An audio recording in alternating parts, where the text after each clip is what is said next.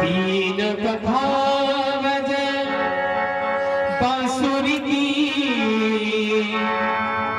मन आनंद से बढ़ा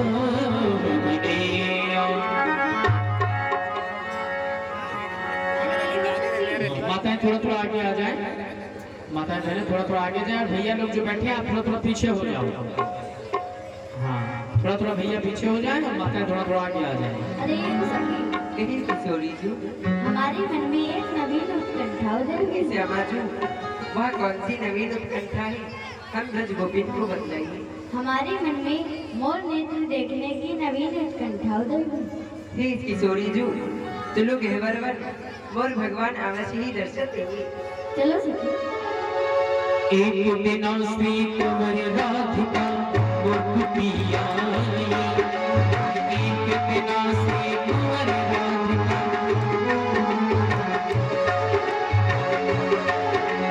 नंदी मयूरन गोवी धन उद बैठो छोई नंदी मयूरन गोवी धन और नहीं बालन कहाँ पाए और नहीं बालन।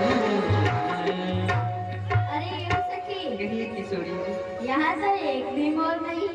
हे किशोरी जी, चलो मोर कुटी, मोर भगवान कहीं लता पता में छिपे नहीं।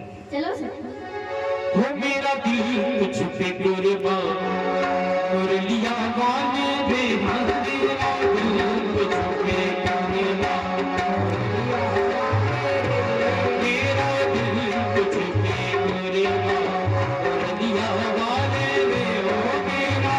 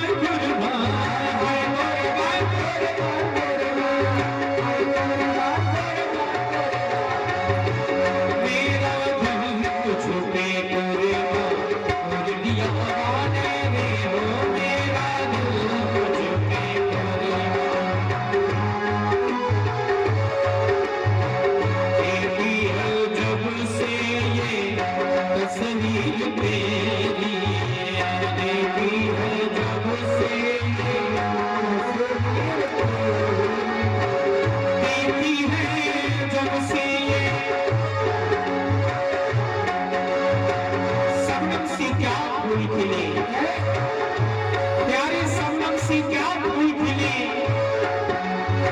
जब तक बरसात न हो तेरी तस्वीर से क्या दिल भरे जब तक मुलाकात न हो देखी है जब से ये तस्वीर मेरी देखी है जब से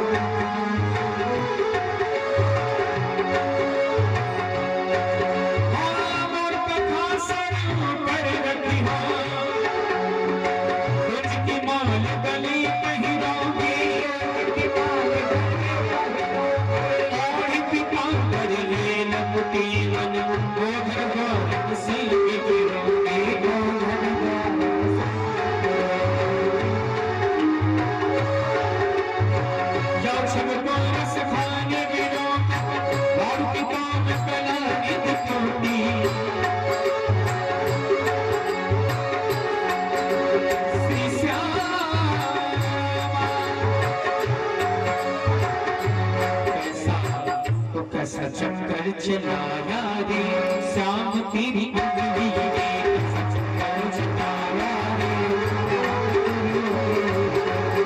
उंगली में तेरी उंगली ने है उंगली में तेरी उंगली में तेरी उंगली ने है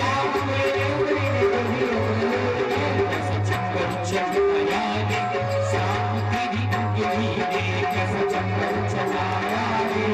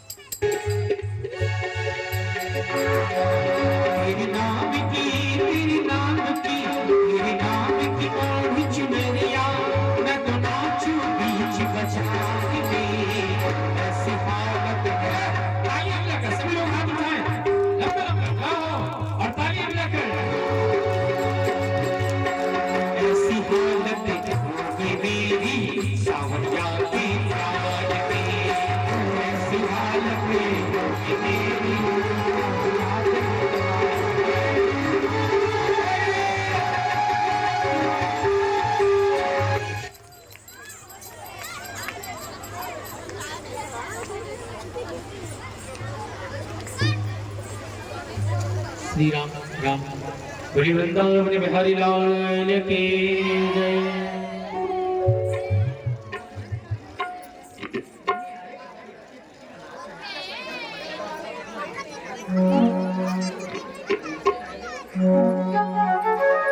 बोली मोर भगवान की जय, वृंदावन बिहारी लाल की जय। अब आए भगवान की सुंदर 5 मिनट की झांकी का दर्शन सभी भक्तगण करेंगे और तत्पश्चात बड़ी सुंदर भगवान की लीला का दर्शन सभी भक्तगण करेंगे बड़े भाव से बड़े मन से।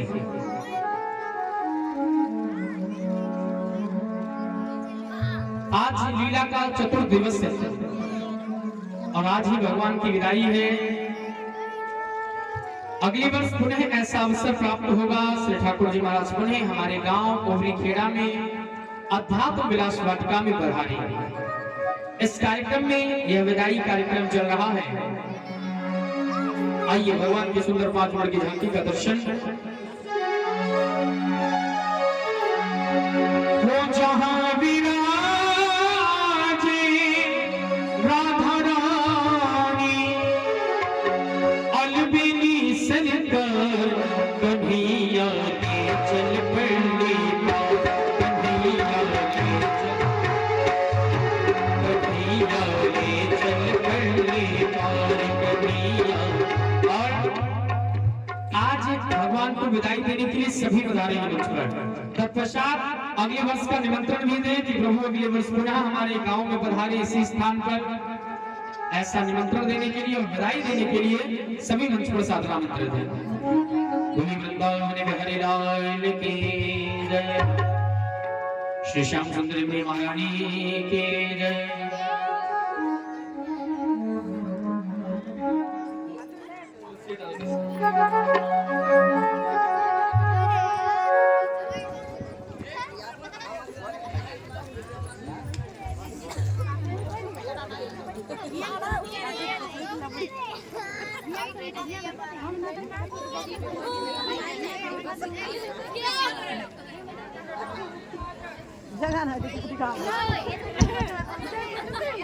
राधे जय श्री राधे।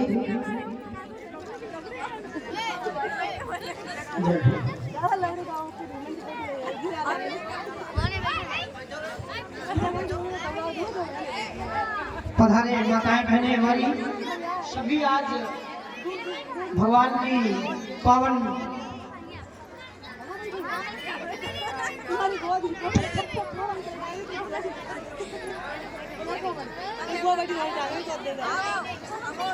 जब लवड़ी खाने गए गुंजन भी साथ गुंजन भी साथ लवड़ी खाने दोनों तंग नहीं बटी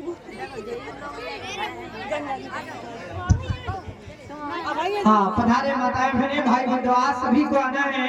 भगवान आज रात्रि में ही विदाई ले लेंगे तो विदाई झांकी है तो आज कोई छूटना नहीं चाहिए। सभी माताएं बहनें सभी भाई बंधु और कल से हम आपको बुलाएंगे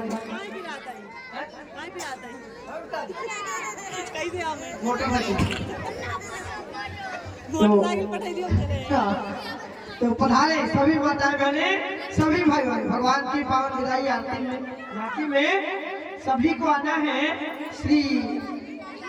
श्री ठाकुर जी महाराज आज विदाई ले रहे हैं तो आप सभी लोग पधारे। सौभाग्य की बात है इतने दिनों तक भगवान नारायण श्री ठाकुर जी महाराज आपको सुंदर सुंदर लीलाएं दिखाते रहे, आप उनके लीलाओं के दर्शन करते रहे। आज विदाई है, विदाई झांकी है तो हमारी सभी माता बहनें निसंकोच ही पधारेंगी। जो हमारे भैया लोग हैं, दादा लोग हैं, आप सभी लोग पधारे और आप सभी का सहयोग होना अनिवार्य है। अच्छा आप लोग सहयोग करते रहे ताकि ये कार्यक्रम अनवरत चलता रहे। सहयोग अनिवार्य है। एक हमारे दादाजी देखिए जो इतना विशाल भव्य कार्यक्रम करवा रहे हैं तो आप लोग लाठ बन करके रहे, बोझ बन करके न रहे। कहते हैं 7-5 की लाख एक व्यक्ति का बोझ है तो लाठ बन करके रहे, जहाँ भी रहे बोझ ना बने। तो आप सभी लोग सहयोग करते रहे ताकि प्रतिवर्ष आपके गांव हुरी खेड़ा में अध्यात्म विलास वाटिका में हमारे नारायण भगवान पधारते रहे, आपको सुंदर लीलाओं के दर्शन कराते रहे, आपको धर्म से जोड़े रखे। सौभाग्य की बात है। तो पधारे हमारे सभी भैया लोग, दादा लोग, जो भैया लोग खड़े हैं आप लोग भी पधारे, माताएं बहनें भी पधारे।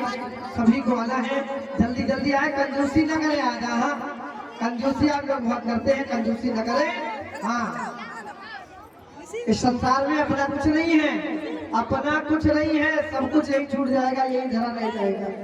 जाने वाला केवल यही है जो आप यहाँ पर दान कर रहे हैं, थोड़े कर रहे हैं, यही साथ जाएगा, बाकी सब धरा का धरा रह जाएगा। इस धरा ने हम कुछ दिया है तो धरा ही हमसे सब ले लेगी। कहते हैं तूने जो कमाया है दूसरा ही खाएगा, हैं? तो भगवान को भी खिलाओ ताकि अगले जन्म में, अगले समय में नारायण भगवान हमारी सहायता कर सके, हमें उस लायक बना सके। जब आप दान करेंगे, भगवान की शरण में आएंगे, तो नारायण भगवान आप पर महती कृपा करेंगे। इस संसार में अपना कुछ नहीं है। ये जो शरीर देख रहे हैं ये भी अपना नहीं है। हाँ, ये भी दिया हुआ है उसी नारायण भगवान का, ईश्वर का। उसकी इच्छा से चलता है, आपकी इच्छा से नहीं चलता। वही जिधर मोड़ते हैं उधर ये मुड़ता है। आपका भविष्य, आपका जीवन हमारे परम पिता परमात्मा पहले ही लिख देते हैं। जैसे ही जन्म होता है, किसी ने बहुत सुंदर लिखा है, जो विधिना ने लिख दिए छठी रात के अंक, राई घटे न तिल बढ़े, रोह रोह जीव निशा। जैसे ही मनुष्य का जन्म होता है, शिशु का जन्म होता है, परमात्मा उसका भाग्य लिख देते हैं, छठे दिन। जो विधिना ने लिख दिए छठी रात के अंक, राई घटे न तिल बढ़े, रोह रोह जीव निशा। फिर उसमें घटने पड़ने वाला नहीं है, वहां से उतरा लिखा है। कहते हैं अगर खिलौना है, खिलौने में जितनी आप चाबी भर देंगे उतना चलता है खिलौना। जितनी चाबी भरी राम ने उतना चले खिलौना। ये नेत्र है जो हमारे, एक दिन समय आ जाता है ये देखना बंद कर देते हैं। हम इसको रोक नहीं पाते कि नहीं रुक जाइए हम देखेंगे, नहीं। जब ऊपर से आदेश आएगा, जिस अंग का आदेश आएगा वो अंग कार्य करना बंद कर देगा। हाथ चलते हैं, नारायण का आदेश होता है, ये हाथ कार्य करना बंद कर देते। क्यों बंद कर देते हैं? नारायण का, उसकी इच्छा से हमारा शरीर चल रहा है। ये पैर उसकी इच्छा से चलते हैं, नारायण की इच्छा से चलते हैं। आपने देखा होगा, कहते हैं अरे क्या बताएं भाई, आधे अंग में लकवा मार गया है, सुना है? कहते हैं आधे अंग में लकवा मार गया, एक अंग पूरा खराब हो गया, पैर एक हाथ खराब हो गया, क्योंकि ऊपर से आदेश आ गया अब ये काम नहीं करेगा।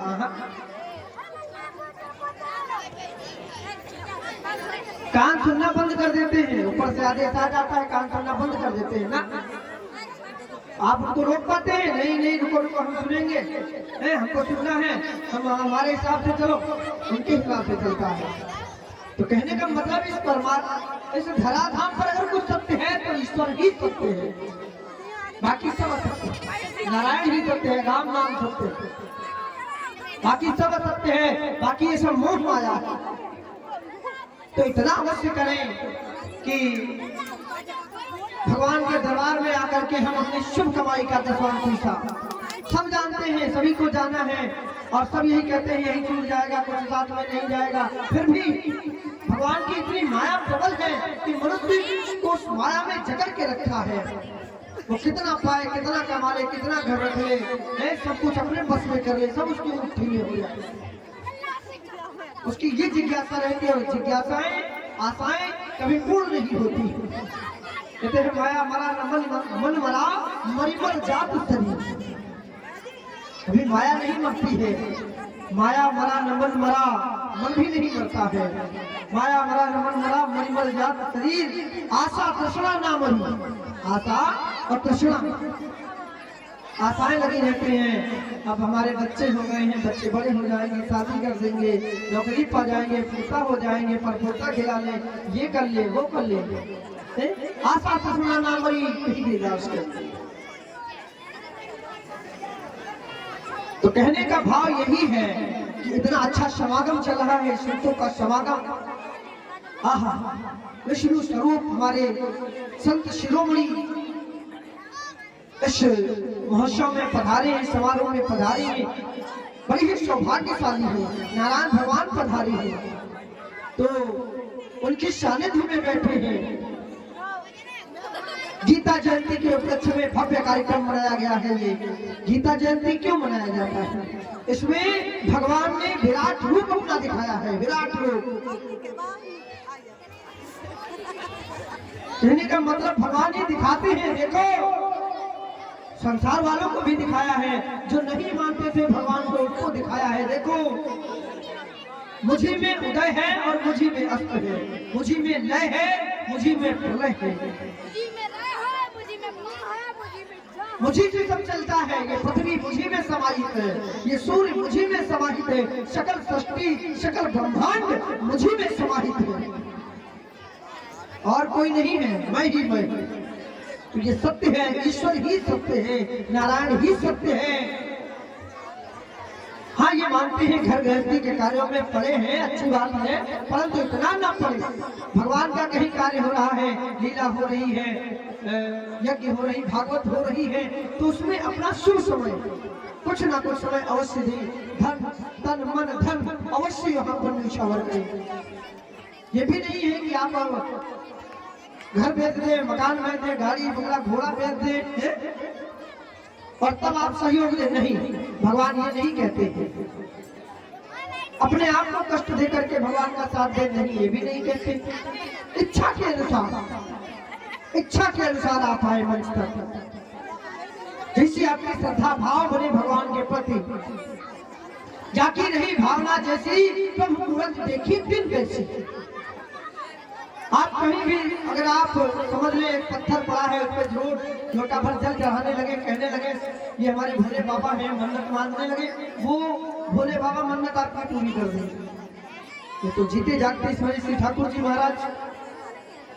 तो आप लोग बड़े ही समझदार हैं, यहाँ पर जो संत शिरोमणि पधारे हैं बड़े ही विद्वान हैं, तो आप उनके सबके सामने हम समझा रहे हैं आप सभी को, आप भी बड़े समझदार हैं, तो आप सभी को समझाना बताना मानो सूर्य को दीपक दिखाना है।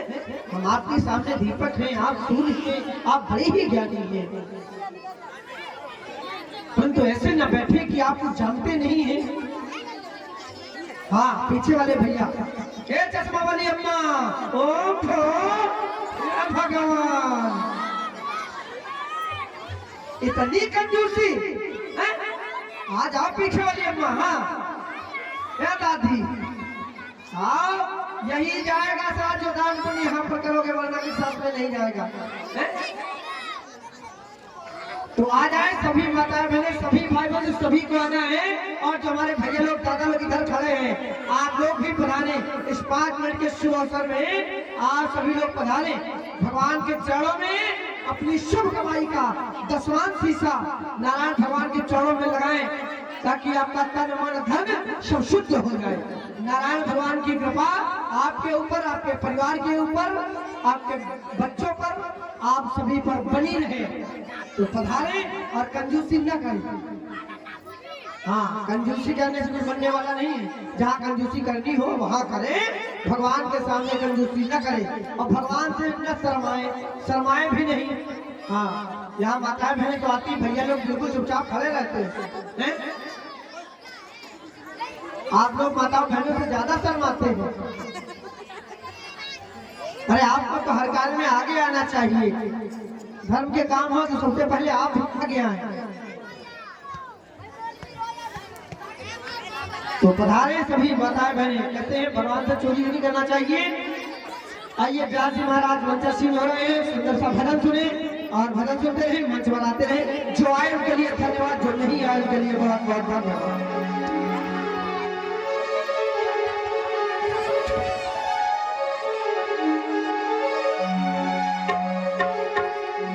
काली कमरी वाला मेरा यार है, मेरे मन का मोहन दिलदार है।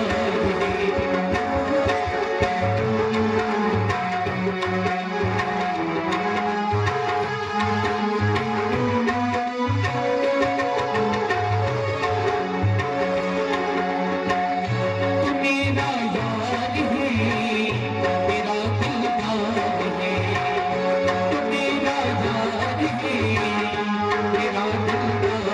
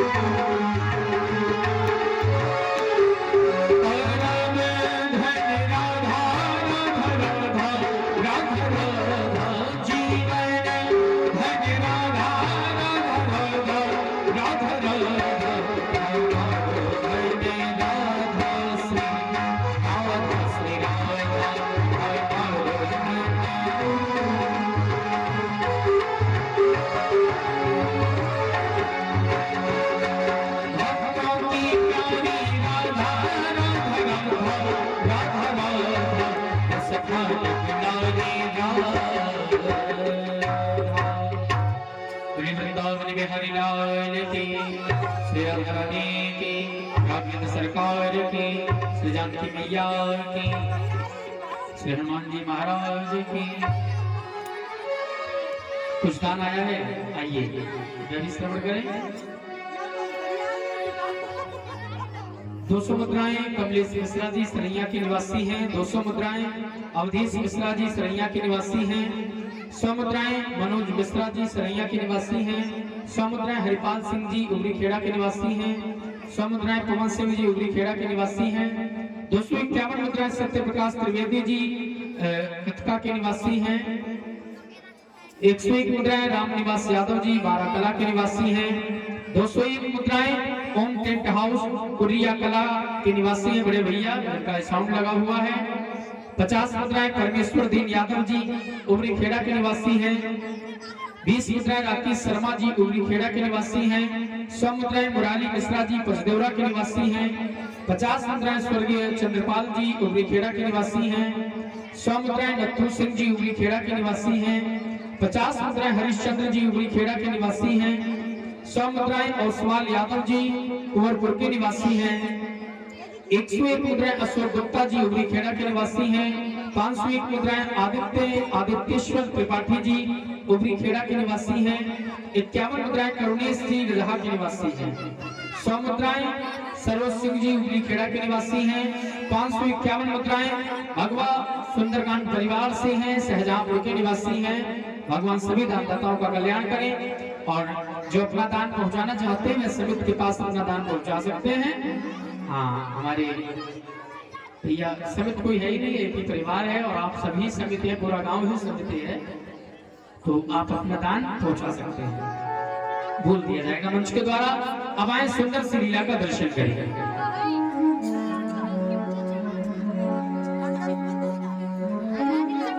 आज दिन में आप लोगों ने आज दिन की लीला में दर्शन किए।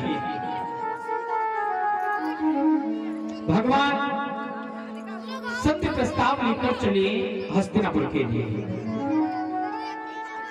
युधिष्ठिर ने कहा कि सब हम युद्ध नहीं चाहते हैं, भला युद्ध में किसका ही भला हुआ है जो हमारा हो जाएगा।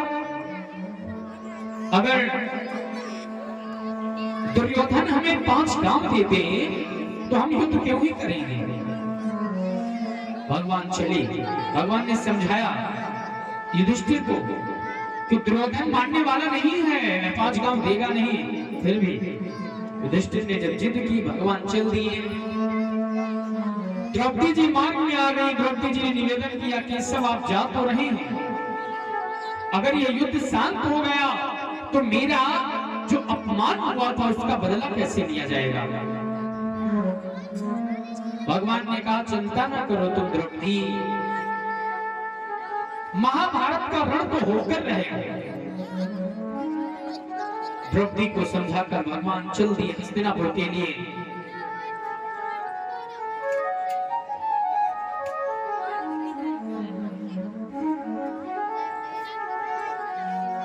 दुर्योधन को पता चला कि केशव आ रहे हैं, गोविंद आ रहे हैं। 56 प्रकार के व्यंजन बनवा दिए। केशव आएंगे, भोग लगाएंगे, हो सकता है हमारी सेना में मिल जाए। बड़ा प्रसन्न है। इधर विदुर जी महाराज को पता चला कि कृष्ण आ रहे हैं। विदुर जी जो कि दुर्योधन की राज्य का अन्न नहीं खाते हैं,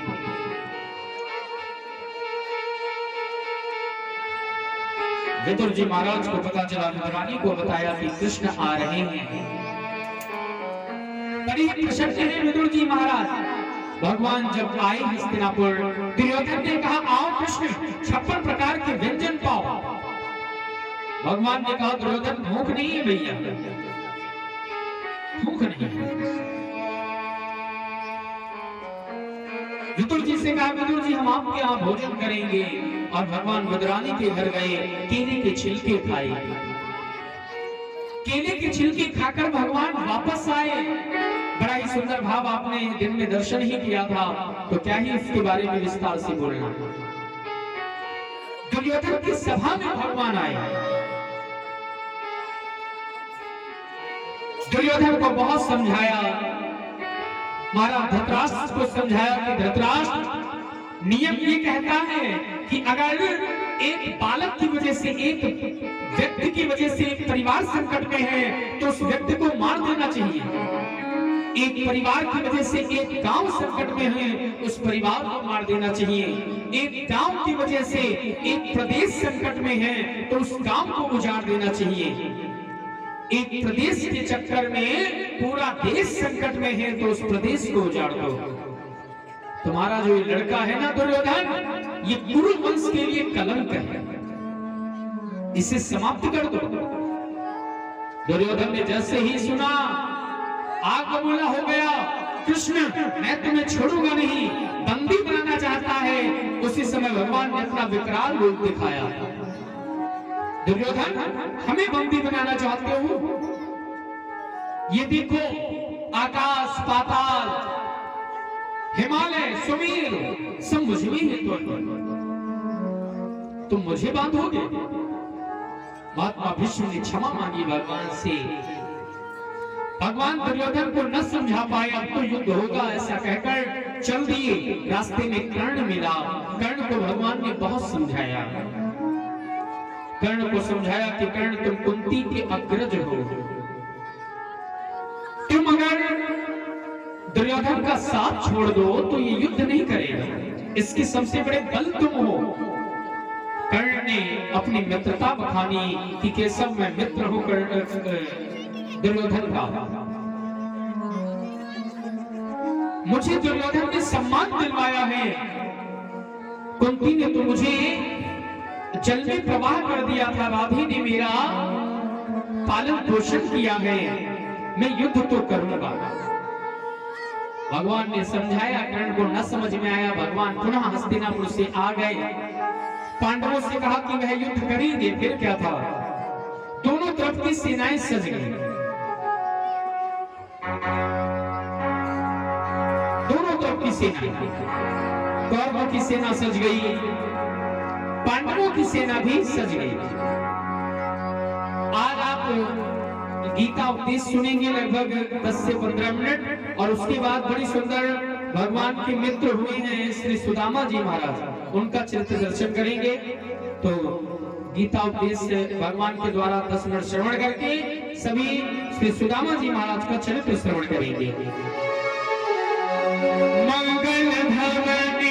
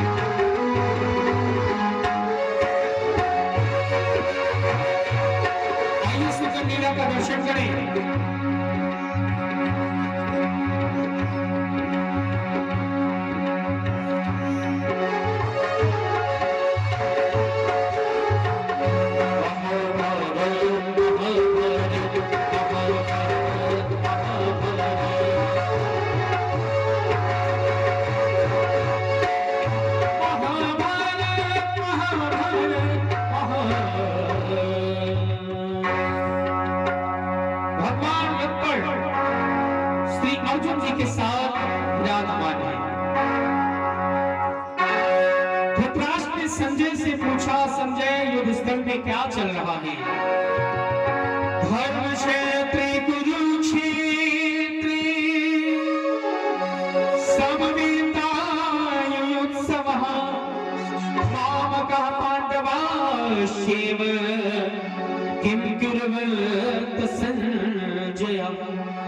हे संजय, मेरे पुत्र और पांडव के पुत्र युद्ध भूमि में क्या कर रहे हैं? संजय सारा दृष्टांत सुना रहे हैं, लाइव टेलीकास्ट। और धृतराष्ट्र इधर योद्धा तैयार हो गए, दोनों सेनाएं तैयार हो गई। अर्जुन के रथवान है भगवान द्वारिकाधीश।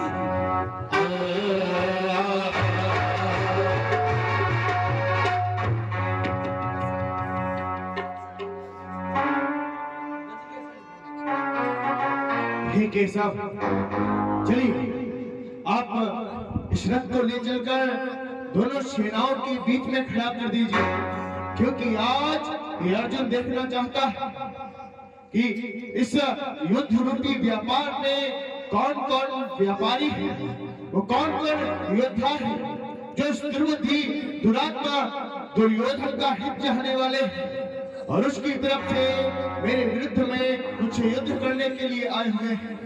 और मुझे यह भी देखना है कि मैं किस किस से युद्ध करने के योग्य हूँ और कौन कौन मुझसे युद्ध करने के योग्य है।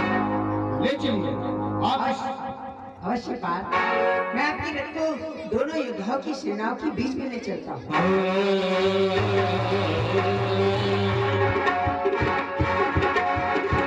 दोनों सेनाओं के बीच में भगवान ने रथ को खड़ा कर दिया। अर्जुन ने नजर उठाकर देखा तो सामने सभी बंधु बांधव गुरुजन। हे भरत श्रेष्ठ, देखो देख लो अपनी दोनों सेनाओं को। उस तरफ है कौरव और इस तरफ है पांडव। देख ले।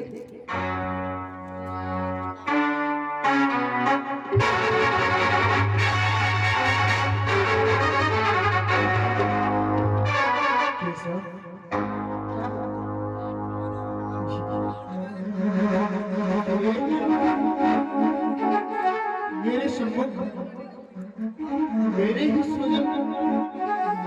सुजन समुदाय मेरे सम्मुख युद्ध के लिए डटे हुए।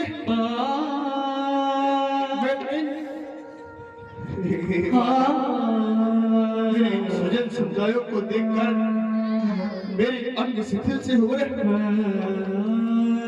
मेरा मुख सूख सा रहा, मानो मेरी त्वचा जल रही।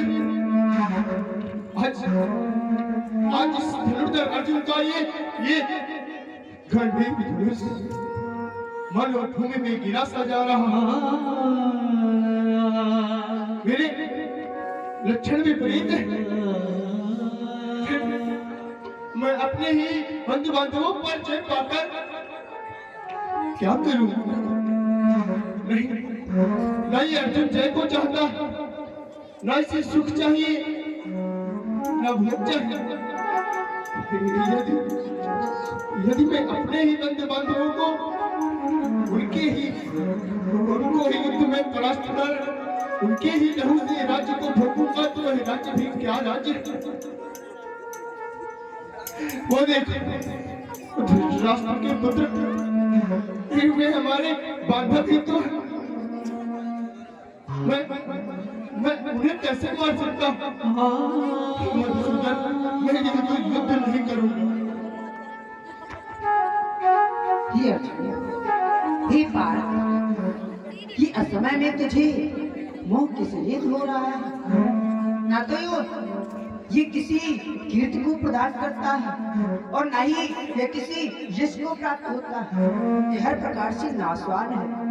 ये केवल और केवल मनुष्य का नाश ही करता है। ये असमय में जो मोह तुझे हो रहा है, ना तो यह कीर्ति को बढ़ाने ही वाला है और ना ही स्वर्ग को देने वाला है। इसलिए हे प्रथम, तो इसका त्यागन कर। तुझमें ये उचित नहीं है। सामने देख, ये तेरे बैरी हैं, ये तेरे चाची और बाबी, ये तेरे कोई नहीं, ये केवल और केवल बैरी हैं। तो इसका का त्यागन कर, इस मोह का त्यागन कर, इस भय का त्यागन कर और गांडीव उठा, युद्ध के लिए डट जा।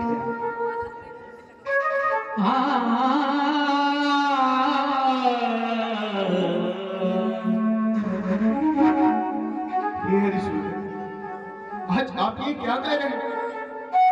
वो देखिए पितामह भीष्म और वो देखिए वहां पर सम्मुख गुरु द्रोणाचार्य खड़े। ये हमारे परम पूजनीयों को युद्ध में मैं अपने बाणों से मारूं, इससे अच्छा है मैंने न मारकर इस संसार में भिक्षा मांगकर ही अन्न ग्रहण कर अपने जीवन को व्यतीत कर लूं। मैं इसे ही कल्याणकारक समझता हूँ। वाह जी, वो कितनी सुंदर ही वचन कहे हैं तुमने। तू कहता है कि तू कमंडल ले लेगा, भिक्षा मांगकर अपना पेट भर लेगा, परंतु हे अर्जुन, क्षत्रिय को शोभा देता कदापि नहीं। हे अर्जुन, पहली बात तो शोक करने योग्य मनुष्य के लिए शोक कर रहा है, फिर दूसरी तो पंडित कैसे वचन कह रहा है, ना तो ये तुझे शोभा ही देते हैं और ना ही ये वचन तुझ पे किसी प्रकार से उचित है। पहली बात तो ये जो राजागण तुझे दिखाई दे रहे हैं, एक बात बता, ये राजागण किस काल में नहीं थे, आज नहीं है, कल नहीं होगी, जो आने वाले हैं वह नहीं होंगे। एक बात बता, मैं नहीं था कि तू नहीं था, यह जितने भी राजागण हैं हर काल में आते जाते रहते हैं, मैं आता जाता हूँ, तू आता जाता है, इसलिए तू मोह कर रहा है और तो इन राजाओं के नश्वर इस शरीर को देख रहा। हे अर्जुन, ये तेरे लिए नहीं, मैं एक बात बताया देता हूँ, यह शरीर केवल 5 रत्नों से मिलकर बना है, यह शरीर 5 रत्नों से मिलकर बनता है और यह नष्ट हो जाते हैं, परंतु नष्ट कौन नहीं होता? प्राण। तो इनको न देख, इनके अंदर जो प्राण है, इनके अंदर जो प्राण रूपी ज्योति है, तो उन्हें देख, ये प्राण नहीं मरते। जिस प्रकार मनुष्य अपने वस्त्रों को त्यागता रहता है, उसी प्रकार ये प्राण हर जन्म में अपने शरीर को बदलते रहते हैं। हे अर्जुन, हे कौन्तेय, सर्दी गर्मी दुख सुख सहन करने वाले इंद्रिय विनाशील, अनित्य और सनातन है, इसलिए और जो धीर पुरुष इनको सहन करता है, सर्दी गर्मी दुख सुख इन सभी को सहन करता है, वह धीर पुरुष निश्चय ही स्वर्ग को प्राप्त होता है। और ये जो प्राण को देख रहा है, ये कब नहीं थे, ये हर जन्म में होते हैं। हे अर्जुन, तुम इनको नहीं जानते, मैं बतलाता हूँ। यह जो बीज की कड़ी होती है, जैसे मैं और तुम, ये प्राण पहले भी दृश्य किसी को दिखाई नहीं देते थे और मृत्यु के बाद भी ये किसी को दिखाई नहीं देने वाले हैं। ये जो बीज की कड़ी होती है, बस यही मनुष्य देखता है और यही मनुष्य इन मोह माया में फंसकर रह जाता है और कहता है, इस शरीर से प्रेम करता है, कहता है ये मेरी सगी संबंधी है, माता है, पिता है। असल में तो यह कुछ नहीं है, सत्य है तो केवल एक है, वह है प्राण रूपी ज्योति। इसलिए हे अर्जुन, तू इनको ना देख, इनके प्राणों को देख। जो ही देने को चले प्रभु अर्जुन को ज्ञान, कुरुक्षेत्र पे हो गया अंकित सबका ध्यान, अंकित सबका ध्यान। इस संसार में जो भी मनुष्य आता है, उसे एक ना एक दिन जाना ही पड़ता है, इसलिए तू मोह नहीं कर सकता। ये तेरे लिए तो कदापि उचित नहीं है। अरे तेरे लिए तो स्वयं इस युद्ध के द्वारा स्वर्ग का द्वार खुला है और तू कहता है नहीं, ये मेरी सगी संबंधी है। अरे आज तुझे अवसर मिला है, तो शायद ही इस धराधाम पर और किसी को मिले, इसलिए तो इन सब शरीरों को ना दे, अपना कार्य कर। तू जब और तू ये चाहता है यदि तू युद्ध नहीं करेगा तो फिर भी कोई बात नहीं, मैं तो सिर्फ तुझे एक साधन मानता हूँ। मैं अर्जुन के द्वारा तेरी कीर्ति तुझे प्राप्त करवाना चाहता हूँ। मैं चाहता हूँ कि इतिहास तेरा नाम ले और सम्मान के साथ कहे कि गांडीवधारी अर्जुन ने महाभारत को जीता है, वरना ये महाभारत तो कुछ नहीं है। मैंने तो महाभारत का अंतिम दिवस भी देख लिया है, बस मैं तुझे एक माध्यम मानता हूँ, समझ में। हे अर्जुन, यह जो तुम देख रहा है कुछ नहीं है, पर जो मैं देख रहा हूँ वह सत्य है। मैं तो तुझे बस एक माध्यम बनाता हूँ, तो इनको दिखता है कि कुछ नहीं है। और एक बात बता देता हूँ, तुम इन प्राणों की जो इतना मोह कर रहे हो, तो इन प्राणों को कुछ नहीं होता। ये सनातन पुरातन अनित्य अव्यक्त है। इन्हें ना तो शस्त्र काट सकता है, ये अछेद्य है, ना तो इन्हें शस्त्र काट सकता है, ये अशोच्य है, ना ही जल इन्हें गला सकता है, ये अदाहा है, ना तो आग इन्हें जला सकती है, और निस्संदेह ये अर्धनम्य है, और ना ही इन्हें कोई काट सकता है। ये जब से इस धराधाम का निर्माण हुआ है, तब से ये प्राण इस संसार में घूमते विचरते रहते हैं। जिस प्रकार मनुष्य, जिस प्रकार वस्त्र का एक एक तिनका अलग हो जाता है, वस्त्र का एक एक धागा अलग हो जाता है, उसके बाद वह मनुष्य उस वस्त्र को त्याग कर दूसरा वस्त्र ग्रहण करता है, उसी प्रकार ये प्राण भी, ये प्राण दूसरा शरीर प्राप्त कर लेते हैं। इसलिए तो मोह न कर, यह अपनी जो इंद्रियां हैं इन्हें काबू में कर। सुख दुख मोह माया ये सब जो है इंद्रियां ही कराती है। जिस प्रकार कछुआ अपने अंगों को समेट लेता है, उसी प्रकार तो इन इंद्रियों को समेट, इस मोह माया को समेट। ये तेरे लिए उचित नहीं है, इसका त्याग कर और स्थिर बुद्धि मनुष्य की तरह कार्य कर। कैसे? यदि ज्ञान योग कर्म योग से श्रेष्ठ मान्य तो फिर आप मुझे कर्म की तरफ क्यों अग्रसर कर रहे हैं?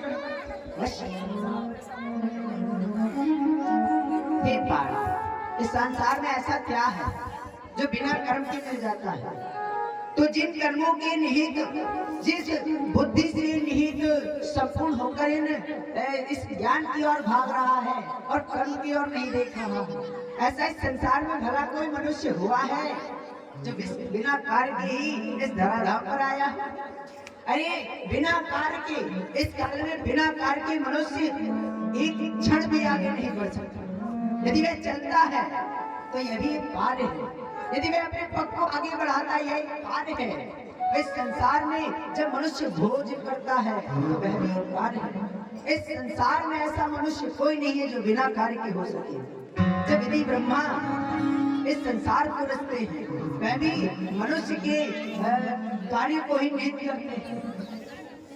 प्रजापति ब्रह्म के द्वारा यह जो धराधाम पर यज्ञ होती है, यज्ञ से मनुष्य भोजन करता है। यज्ञ वृष्टि से, यज्ञ से वृष्टि होती है, वृष्टि से अन्न उत्पन्न होता है और अन्न सबकी भूख मिटाता है। वैसा कार्य ही, और यह कार्य इस संसार में सभी लोग करते हैं।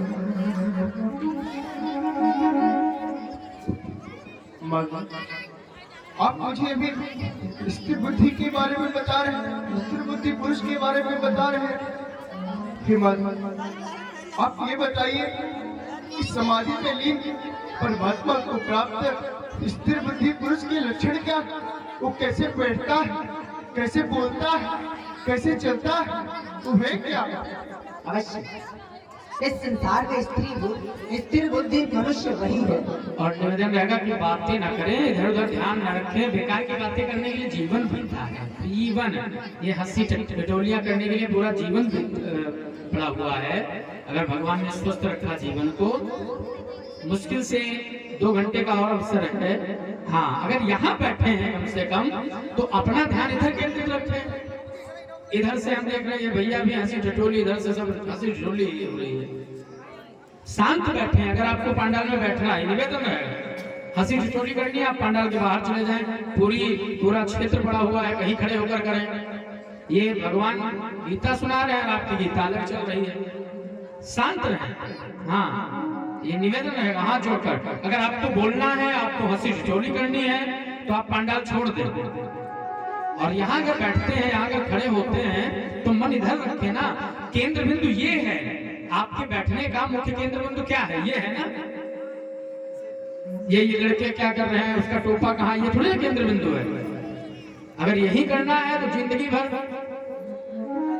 यही अंतर होता है। हाँ, तो सभ्य समाज बने और केंद्र बिंदु पर ध्यान देते हैं। ठीक बात। तुमने मुझसे पूछा कि स्थिर बुद्धि मनुष्य की क्या क्या लक्षण होते हैं। हे पार्थ, स्थिर बुद्धि मनुष्य वही होता है जो दुख सुख, जय पराजय, लाभ हानि को एक बराबर समझे। यदि वह दुख में दुखित होता है तो वह स्थिर बुद्धि की पहचान नहीं है। स्थिर बुद्धि मनुष्य की पहचान यही है कि कितने भी दुख आ जाए, कोटि दुखों का सामना उसे करना पड़ जाए, फिर भी उसकी मुख की जो मुस्कान है वह कदापि न जाए, भले ही उस पर दुखों का पहाड़ क्यों ना टूट जाए। जब मनुष्य अपनी बुद्धि को स्थिर कर लेता है तो इस संसार में ऐसा कोई कार्य नहीं है जो वह सिद्ध नहीं कर सकता है। स्थिर बुद्धि मनुष्य की एक ही पहचान है, वह लाभ हानि, जय पराजय की ओर ध्यान नहीं देता है। उसका जो लक्ष्य है वह उस पे ही ध्यान देता है। और इस समय तेरा एक ही लक्ष्य है कि तू युद्ध कर। एक बात बता, यदि तू युद्ध नहीं करेगा तो ये जो तेरी भेरी जन है, तेरे हितैषी है कि तेरा ही अपमान करेंगे, मेरा नहीं। तू युद्ध करेगा तो निश्चय ही स्वर्ग के द्वार, अगर तू युद्ध में मारा जाता है तो निश्चय ही तेरे लिए स्वर्ग के द्वार खुल जाएंगे। और यदि इस युद्ध में तेरी जय हो जाती है तो इस संपूर्ण संसार में तेरा आधिपत्य होगा, तेरा ही राज्य होगा। और यदि तू इस युद्ध से मुख फेरता है, यदि उस युद्ध से दूर जाता है तो हे पार्थ, आगे को जानता है क्या होगा? ये तेरे बैरी जन है, तुझे युद्ध से पीछे हटा पाएंगे। ये बैरी जन तुझे कहेंगे कि शत्रु के भय से तूने अपना धनुष, अपना गांडीव फेंक दिया, जाकर स्त्रियों की ओट में छिप गया। क्या ये तू चाहता है कि तेरे बैरी जन आगे आने वाला इतिहास तेरे नाम को छुपाए, तेरे नाम को अलग अलग नामों से ज्ञात नहीं। इसलिए हे अर्जुन, और क्षत्रिय का एक ही कार्य होता है, जब जब अत्याचारियों का अत्याचार बढ़ जाता है तो क्षत्रिय का कार्य होता है कि वह उसका नाश करे, उसका विनाश करे। इसलिए हे अर्जुन, तेरा इस समय एक ही कार्य है कि तू युद्ध कर। और जो मनुष्य कर्म में अकर्म और अकर्म में कर्म ढूंढता है, वह मनुष्य हमेशा ही विजय को प्राप्त होता है, हमेशा सुखी रहता है। इसलिए हे पार्थ, तो अपने कार्य को देख, तेरा कार्य क्या है। यह जो अवसर है फिर आगे नहीं मिलने वाला। ये मधुसूदन, ये आप क्या कह रहे हैं? ये सभी राज्य से भोगों से, सुख आदि से अभिष्ट है।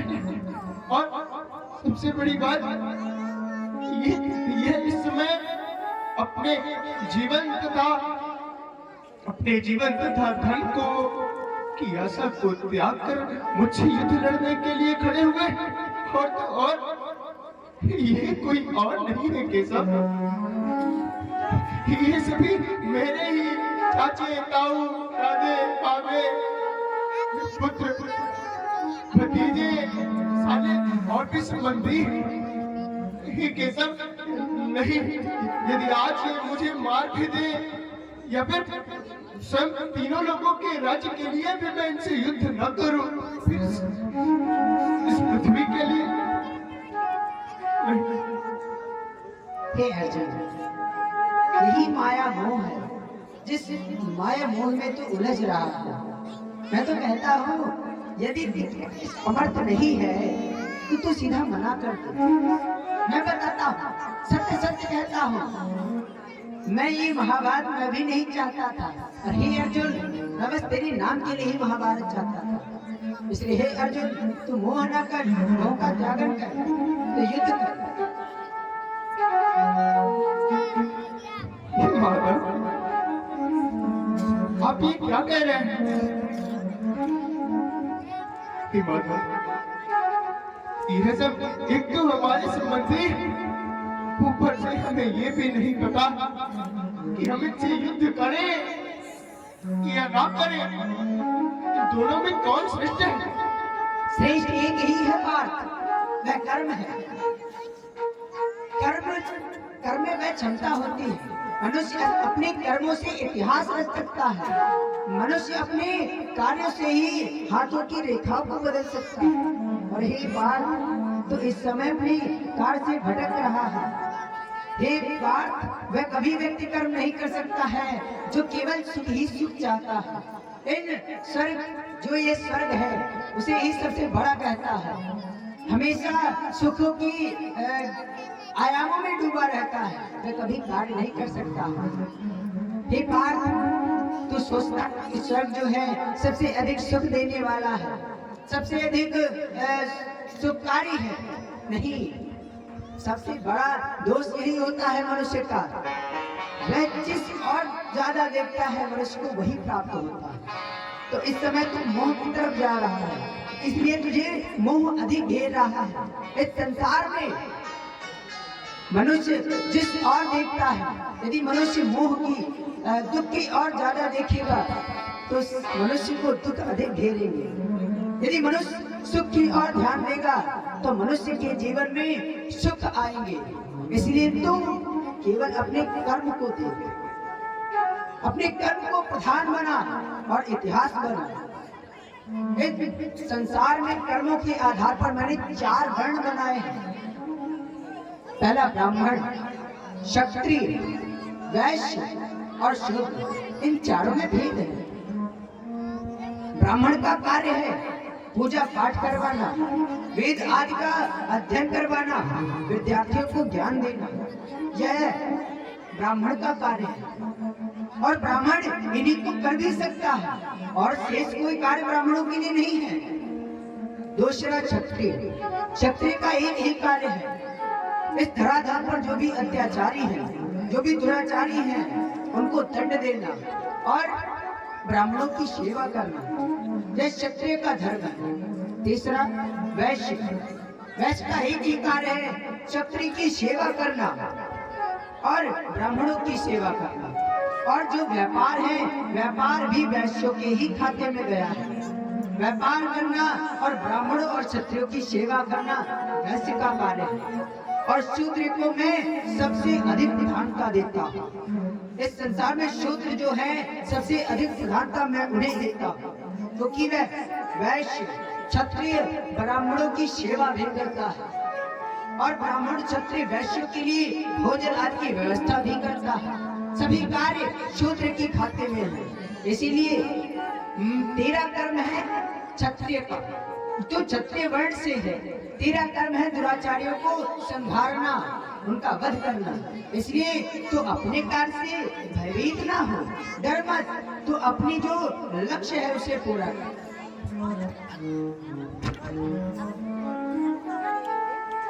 हे कृष्ण, वो देखिए, सम्मुख पितामह भीष्म मुझसे युद्ध करने के लिए आए हुए हैं।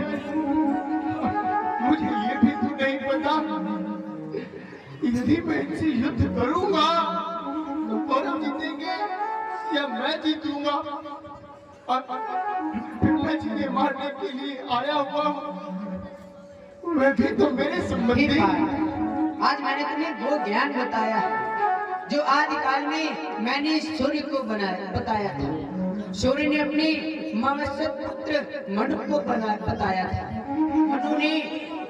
मनु के बाद वह ज्ञान इस धराधाम पर आकर विलीन हो गया।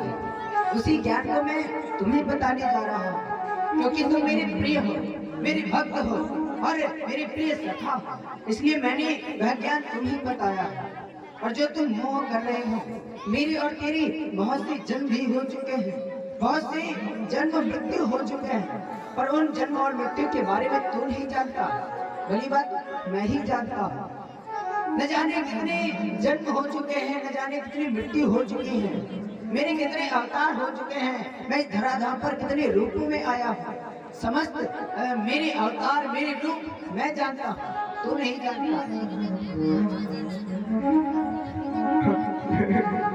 केशव, आप ये क्या कह रहे हैं कि आपने सूर्य को ये बतलाया, परंतु मैं कैसे समझूं? क्योंकि सूर्य का जन्म तो कल्प के आदि में हुआ था और आपका जन्म तो अभी कुछ वर्ष पूर्व ही हुआ, फिर आपने सूर्य को ये ज्ञान कैसे बतलाया? हे पार्थ, मेरे और तेरे कई जन्म हुए हैं, उन जन्मों के बारे में केवल मैं ही जानता हूँ, तू नहीं जानता है। इसलिए मैंने यह ज्ञान जो सूर्य को बताया था वह मुझे कैसे ज्ञात है? मैं भी कोई मनुष्य नहीं हूँ, मैं पार ब्रह्म हूँ। मैं इस संसार का कर्ता धर्ता हूँ। इस संसार में ऐसी कोई वस्तु नहीं है जो मुझसे न बनी हो। इस संसार में ऐसा कोई नहीं है जो मुझसे विलीन न हो। ऐसा इस संसार में ऐसी कोई वस्तु नहीं, ऐसा कोई मनुष्य नहीं जो मेरे अंश से प्रकट न हुआ। इस संसार में समस्त वस्तुएं मेरी हैं, मेरी रची हुई है। वह जो तुझे दिखाई देता है वह मेरे नेत्र है, वह जो तुझे चंद्र दिखाई देता है वह मेरे नेत्र है। इस समस्त सौरमंडल मेरे ही मुख में है, इसलिए तुम मेरा रूप नहीं देख सकता, क्योंकि तेरे पास वह मायावी नेत्र नहीं है। क्या तू मेरे उस विराट रूप के दर्शन करना चाहता है? हाँ अवश्य। कैसा है आपका वह विराट स्वरूप? मुझे उसके दर्शन कराओ। अवश्य पार्थ, तो मैं तुम्हें वह दिव्य नेत्र देता हूँ जिसके द्वारा तुम मेरी विराट रूप के दर्शन कर सकेगा।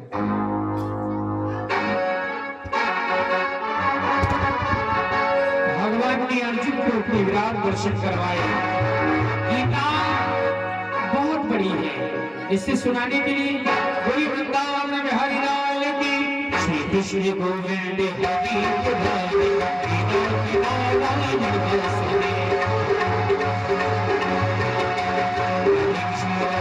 कृष्ण कृष्ण राधे राधे राधे कृष्ण राधे कृष्ण।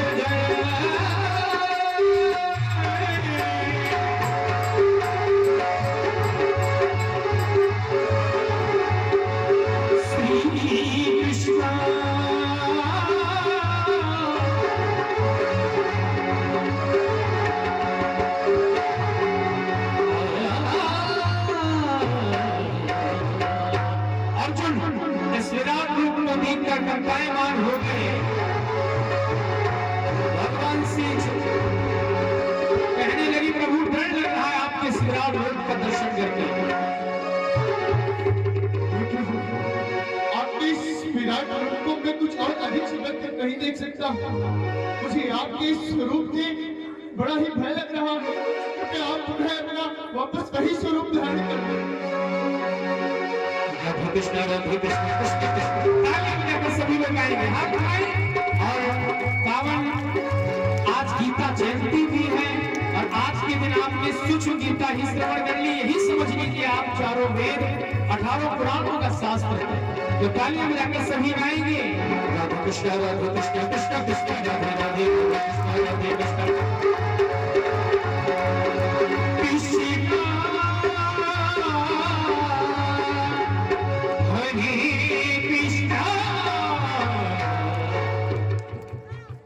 हे पार्थ, क्या अब भी तुम युद्ध नहीं करना चाहते हो? नहीं, मैं अवश्य युद्ध करूंगा। तो गुण लगाओ अपनी गांडी को तड़ाक और डट जाओ युद्ध के लिए। चलिए। हाँ,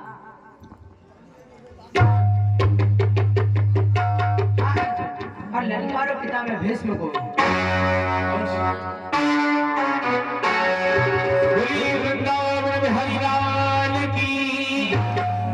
इस प्रकार आपने गीता का उपदेश भगवान के मुखारबिंद से श्रवण किया। भगवान ने जो गीता सुनाई है वास्तव में उसे समझना ही बड़ी टेढ़ी खीर है। बहुत कम ही लोग हैं जो इस मर्म को जान पाए, उन शब्दों को समझ पाए जो भगवान ने अर्जुन से कहा है। फिर भी आप लोग कई बार भगवान के मुखारबिंद से इस अमृतमयी चर्चा का श्रवण कर चुके हैं, तो आपको समझ में आना स्वाभाविक है।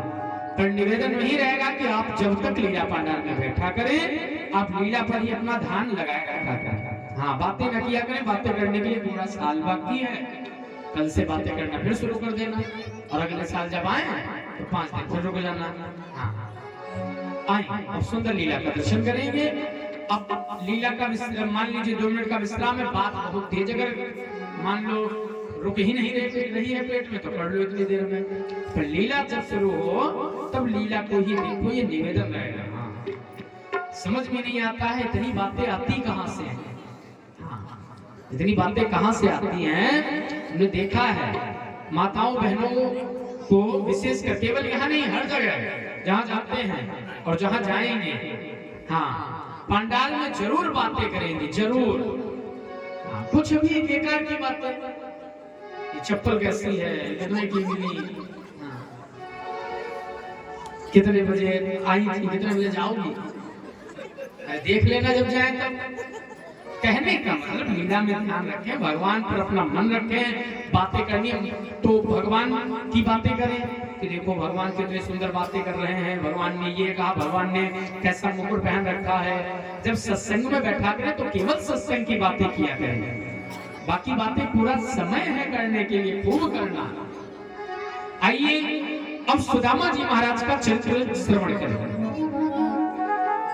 सुदामा जी का चरित्र संभवतः एक बार हो चुका है हमारे गांव में। सुदामा जी का चरित्र जब हो जाता है तो आप समझ लीजिए कार्यक्रम की पूर्णाहुति है। श्रीमद् भागवत जी में स्वामी सुखदेव जी ने परीक्षित जी को जो विश्राम कथा सुनाई है वह सुदामा जी की है। सुदामा जी का चरित्र, सुदामा जी परम मित्र हैं भगवान के। भगवान के भक्त कई हुए हैं, कई भक्त, पर मित्र एक ही हुआ है और वह है सुदामा। सुदामा एक ऐसे ब्राह्मण जो महान संतोषी थे महाराज, महान संतोषी। 5 घरों में भिक्षा मांगती थी, भिक्षा मिल गई तो अच्छा है, नहीं मिली तो हरी इच्छा है, ऐसा उनका स्वभाव था। आज उन्हीं सुदामा जी महाराज की हम सभी लीला देखेंगे। भगवान ने कंस को मारा, भगवान कि पूज्य पिता वसुदेव जी ने ये इच्छा जताई कि कृष्ण पढ़ने जाएंगे सांदीपनी के आश्रम उज्जैन,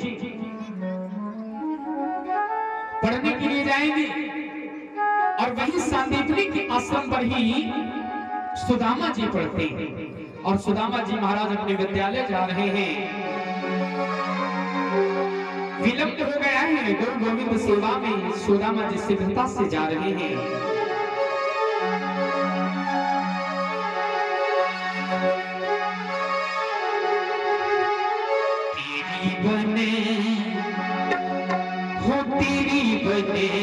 तेरी बन जाएगी राम नाम गाए से,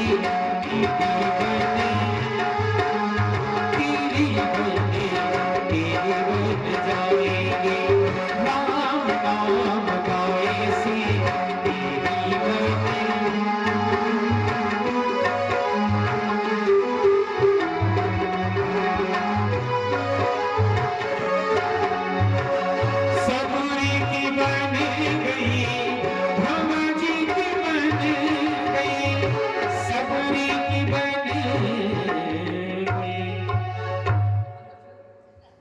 और ये कुछ दान आया है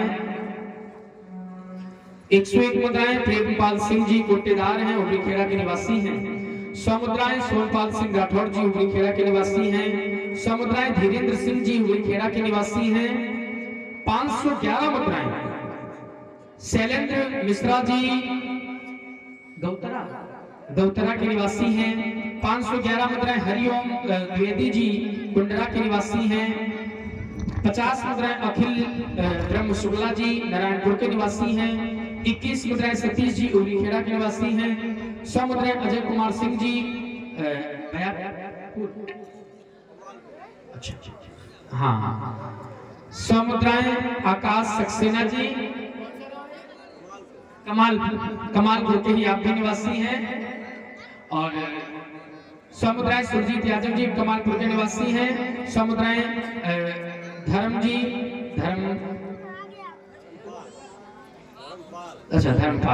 धर्मपाल जी उबरीखेड़ा के निवासी हैं। 101 मुद्राएं राम कुमार जी पचदेवरा के निवासी हैं।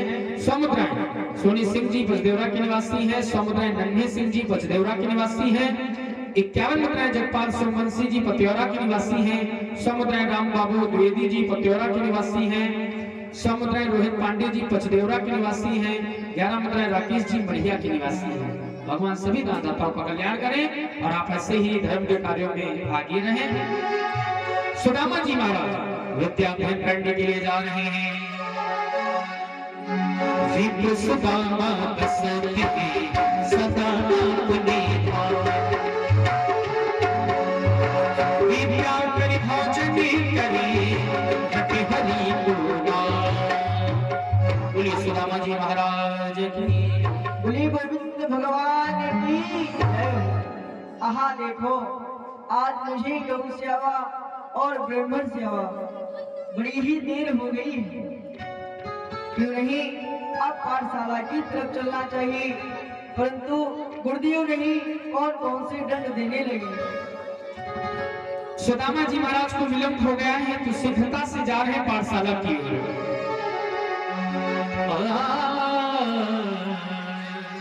तेरी बने जा।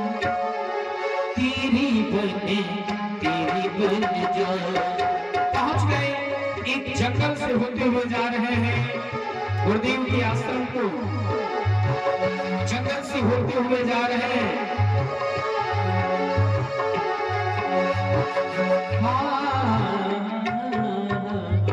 आहा देखो इतने सुंदर पेड़ लगे हैं, इनको देखकर तो मेरी बड़ी तेज से भूख लगाई है।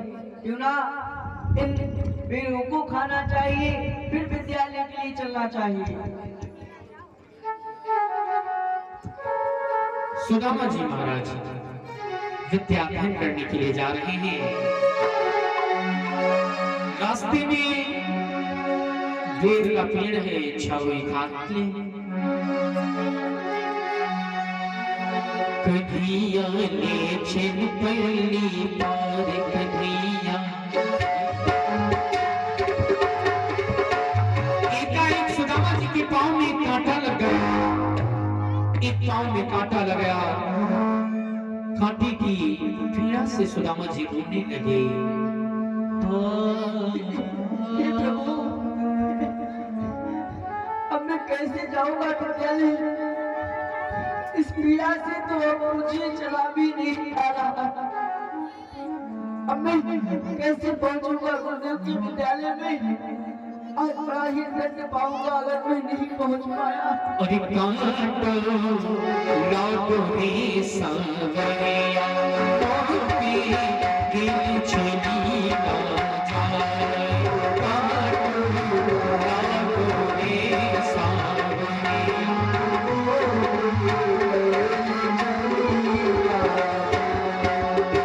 दिल चली ना जाए। मोहती राह चली ना जाए। कांटो लाडो रे सांवरिया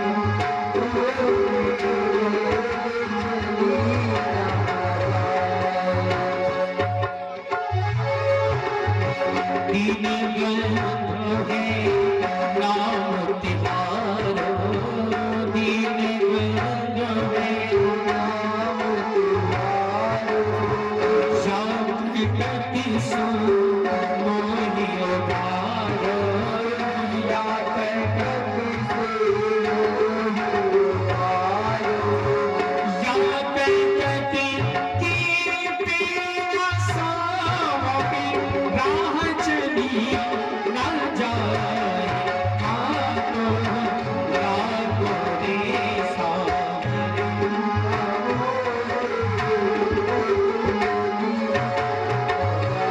जिस रास्ते में भगवान जा रहे हैं उसी रास्ते पर सुदामा जी रो रहे हैं।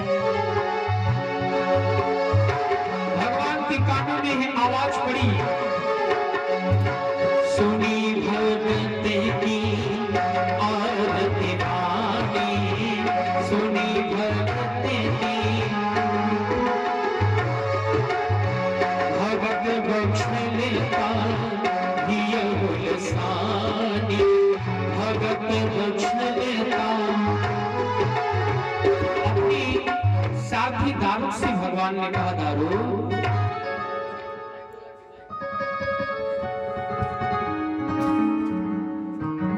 भैया सारथी, अरे भैया दारो, देखो इस वन्य समाज में किसी के रुदन करने की आवाज आ रही है। ऐसा लग रहा है कि कोई भक्त मुझे पुकार रहा है। भैया आप ध्यान से सुने। भैया हमें सुनाई तो पड़ रहा है, परंतु आपके पिताश्री ने आज्ञा दी थी कि गुरुदेव संदीपन ऋषि के आश्रम से पहले कहीं पर भी ये रथ रुकना नहीं चाहिए। रथ तो नहीं रुकेगा। चलिए आगे की ओर चलते। नहीं भैया, रथ को रोकिए, मुझे देखना है मेरा कौन सा भक्त है कि मुझे पुकार रहा है। तो आप कुछ नहीं रोकेंगे? चलिए भैया, अगर पिताश्री की आज्ञा को मानना है तो चलिए। भगवान जया धाम है, अपनी बांसुरी गिरा दी भगवान ने। इसीलिए अब तो रोकना अब पड़ेगा। तो रोकना पड़ेगा भैया, मेरी बंसी गिर गई देखो। अब बताओ। कया निधि नाम है तेरा, कहाँ की हो अंतर्यामी। भगवान पास भी चली गए और बोले, ब्राह्मण कहाँ भी प्रेम तुम पानी हो। कहाँ रहे थे जाए तुमसे मिलने के लिए। मन में रो बतलाओ। नहीं भैया, आप कौन हैं और कहाँ के लिए जा रहे हैं और यूं मार्ग में बैठकर रुदन कर रहे हैं? क्या हुआ भैया? और ये रुदन किस कारण? जाति विक्रम नाम सुदामा। कर्ण जात सादीपन धामा। हे भैया, मैं जाति को ब्राह्मण हूँ, मेरा नाम सुदामा है। मैं गुरु संदीपन की वहाँ विद्या अध्ययन करने जा रहा हूँ। अचानक मेरे पैर में कंटक लग गयो, या कि पीड़ा से वो चलो ना जा रो भैया। अरे भैया, विप्र चरण मोहिए बसत रघुनाथ विख्यात तो यह पग कंटक ना लगे क्या लगे हे में था। अरे भैया विप्रो के चरण तो मेरे हे में बसे हैं, आज यह चरण में कंटक ना आए अभी तो मेरे हृदय में कंटक लगे हैं। और आप तो जानो हो कि प्रभु जी की लात विख्यात है, तो ऐसो आज यह तेरे पग में ना आए अभी तो मेरे हृदय में कंटक लगे हैं और यह की पीड़ा मुझसे सही ना जा रही थी। क्या भैया कहा सुदामा तुम लगन कोई राजा की सुत मोहि अपनों पाँव छुआई के लज्जित कर तो। भैया आप तो कोई राजा के सुत हैं और मैं एक दीनहीन ब्राह्मण मैं अपना पैर छुआ के तुम्हें कैसे लज्जित कर सकता हूँ भैया। आप महाराज के पुत्र हैं, युवराज हैं। अरे भैया मैं राजा महाराज तुम या मैं कौन बात की लाज, दुख देखे जो विप्र को सो राजा यमराज। अरे भैया मैं तो राजा ही हूँ परंतु आप तो महाराज हैं और जो राजा जो प्रजा को दुख देखे वे राजा राजा नाए अभी तो यमराज के समान हुए। या सो भैया यह कंटक मोड़ निकाल लेते। ठीक है भैया इतना कह रहे हो तो निकाल दो, पीड़ा बहुत होगी भैया। मेरी उनकी आँखों में अब पीड़ा है ये कितनी करुणा जिगर सुदामा दुखारी से पूछो जाकर सुदामा।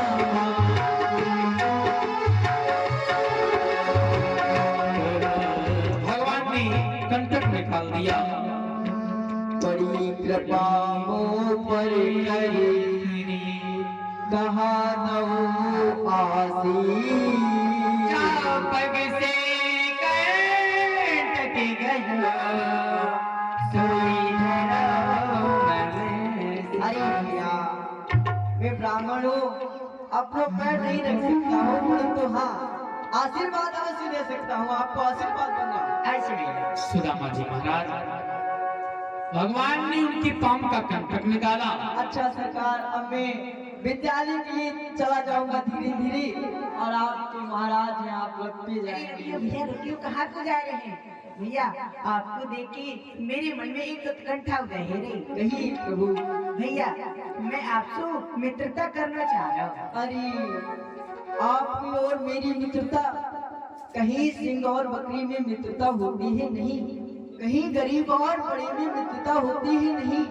आप कहाँ राजा महाराजा के पुत्र, हम कहाँ दीनहीन ब्राह्मण के पुत्र, आपकी हमारी मित्रता कहीं से नहीं जमेगी प्रभु। भैया भैया गुलाब में जितने कांटे होते हैं गुलाब का फूल इतना ही सुंदर खिलता है, इसलिए हे भैया आप ऐसी बात इतना करिए। ठीक है भैया अच्छा, जैसी आपकी इच्छा। आप एक बात बताएं आप हुआ लेंगे कि क्या लेंगे? मैं तो क्या नहीं लूंगा भैया। भैया मेरे और आपकी जन्म जन्म की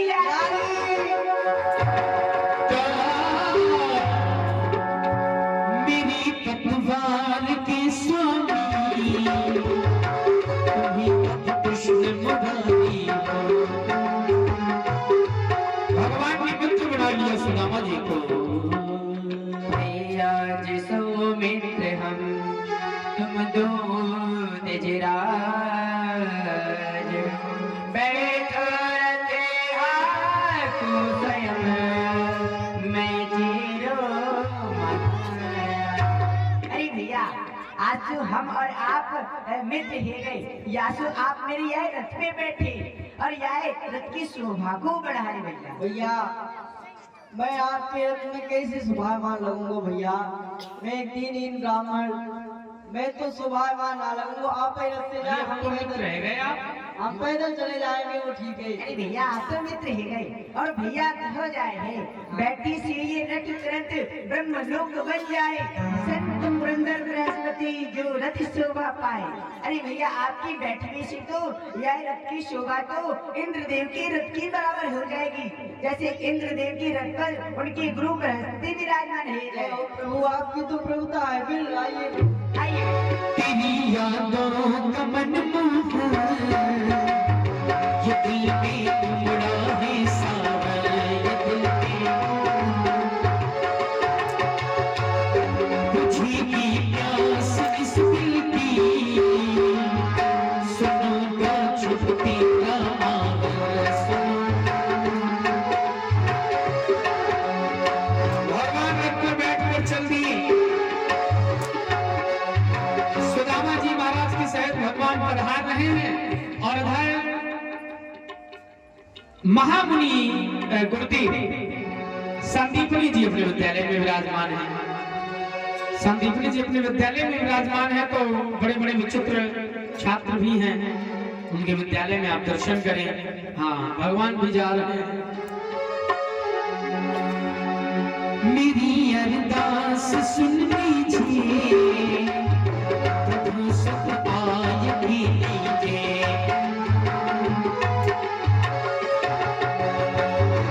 ऐसा चरणों में हर लीजिए, समझोगा श्याम श्री रे। रघुदास, ये जो लटक रहा है इसको हटाओ। गुरुदेव के चरणों में श्री श्री रामदास का हमें प्राण। नहीं पता किस तरह से हटाया जाएगा बेटा, हमने आदेश दिया है तो उसको हमारे नजरों के सामने से हटाओ। गुरुदेव के चरणों में श्री श्री रामदास का प्राण स्वीकार। उसको उधर जाकर मान दो, हट गया।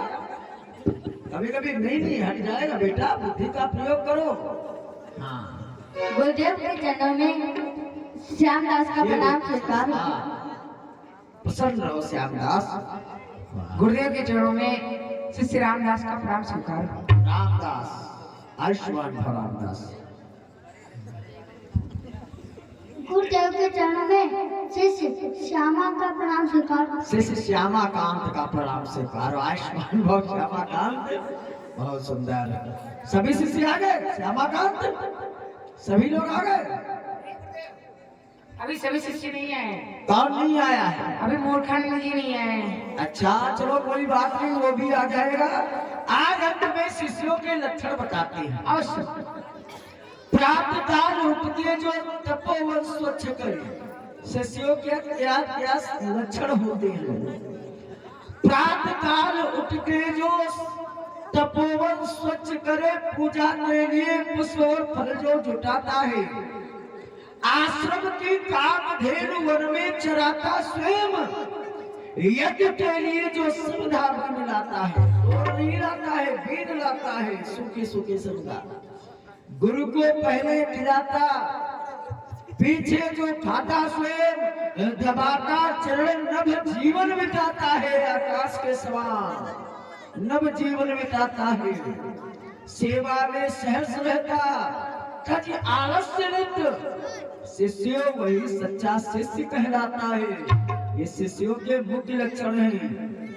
काक चेष्टा वपो ध्यानम स्वामिदम त्रिवचा। इसके अलावा ये भी लक्षण है। कोई आ रहा है, अभी सुदामा नहीं आया है। वैसे तो सुदामा प्राय समय पर आ जाता था। हमारे सभी शिष्यों में सुदामा बड़ा प्रज्ञावान विद्यार्थी है। गुरुओं को परम हर्ष तब होता है जब उसे अच्छे छात्र मिलते हैं। गुरुदेव के चरणों में विप्र सुदामा का प्रणाम। प्रसन्न रहो सुदामा, मेरा जीवन धन्य हो गया आज सुदामा जैसा शिष्य हमने प्राप्त किया। गुरुदेव के चरणों में वसुदेव नंदन कृष्ण का प्रणाम स्वीकार। आयुष्मान भव वासुदेव। गुरुदेव के चरणों में वसुदेव के इस सारथी का प्रणाम स्वीकार। प्रसन्न रहो। हे गुरुदेव, कहिए। महाराज वसुदेव ने श्री कृष्णचंद्र को आपके पास विद्या अध्ययन करने के लिए भेजा है। कृपा कर आप इन्हें अपनी शरण दें और इन्हें शिक्षा अध्ययन करें। अवश्य हम इन्हें अपने इस विद्यालय में विद्या अध्ययन करने के लिए अवश्य रोकेंगे और कुछ हमें आवश्यकता नहीं है। ये विद्यालय हमारे शिष्यों के भिक्षावृत्ति से चलता है, ना कि राजकीय अनुदान से। ठीक, आप प्रस्थान कर सकते हैं। शिष्यों, आज हमारे सबके बड़ी भाग्य है क्योंकि आज हमारी विद्यालय में स्वयं वासुदेव कृष्ण विद्या अध्ययन करने के लिए आए हैं। ये गुरु कृपा से ही हमें प्राप्त हुआ है। एक बार हमारे गुरुदेव भगवान जिनका स्वास्थ्य खराब हो गया, सभी नहीं सुदामा तुम खड़े रहो, कृष्ण तुम बैठ जाओ। सभी विद्यार्थी हमारे गुरुदेव की सेवा ना करके विद्यालय को छोड़कर चले गए, आश्रम को छोड़कर चले गए। तब हमने अपने गुरुदेव भगवान की नाना प्रकार से सेवा की। जब गुरुदेव भगवान हमारे स्वस्थ हुए तो उन्होंने हमसे कहा, साधीपन सभी विद्यार्थी कहाँ हैं? हमने कहा गुरुदेव आपका स्वास्थ्य ठीक नहीं था, तो आपकी सेवा शिष्यों से नहीं हो सकी, इसलिए सभी शिष्य विद्यालय छोड़कर चले गए। गुरुदेव भगवान ने पूछा तुम क्यों नहीं गए? साधीपन जब हमने कहा गुरुदेव आपकी सेवा कौन करता अगर मैं चला जाता? गुरुदेव भगवान उसी से भी प्रसन्न हुए, हमें आशीर्वाद दिया, हे साधीपन आगे चलकर तुम अपना विद्यालय खोलोगे और तुम्हारे विद्यालय में जगदाधार ब्रह्म परमात्मा जब मानव का स्वरूप धारण करके आएंगे तब विद्या ग्रहण करेंगे। कृष्ण साक्षात ब्रह्म के अवतार हैं। आज हम इनकी भक्ति को गुरु परंपरा के अंतर्गत प्राप्त करेंगे और तुम सब लोग साध्य परंपरा के अंतर्गत। सुदामा, प्रतिदिन तुम विद्यालय में समय पर आ जाते थे, आज तुमको विलंब क्यों हो गया? गुरुदेव मैं गौ सेवा ब्राह्मण सेवा करके आ ही रहा था, अचानक मार्ग में हमारे पैर में कंटक लग गया। भैया कन्हैया आए और हमारे पांव के कंटक को निकाला और हमसे मित्रता कर ली। मित्रता सदैव बराबर वालों में की जानी चाहिए। सुदामा जी गुरुदेव, अपने दुख को रज के समान मानने वाला और मित्र के दुख को